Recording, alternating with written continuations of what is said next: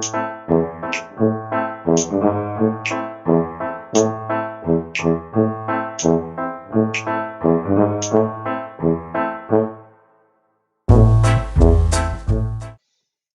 majeur de cette année 1950, c'est le début de la guerre de Corée. À la fin de la Seconde Guerre mondiale, la Corée, qui était alors japonaise, est partagée entre les deux puissances vainqueurs, l'URSS et les États-Unis.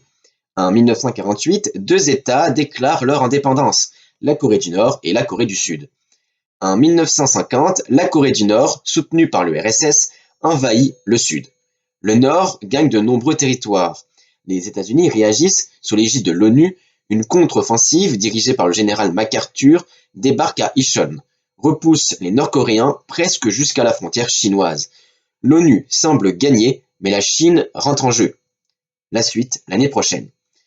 En parlant de Chine, cette année-là, elle envahit le Tibet.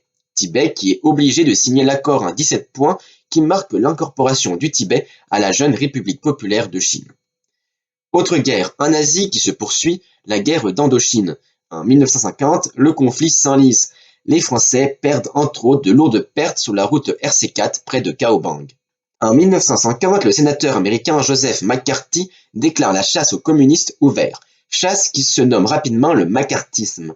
De nombreuses personnes perdirent leur travail et leur réputation pour sympathie supposée ou réelle avec le communisme.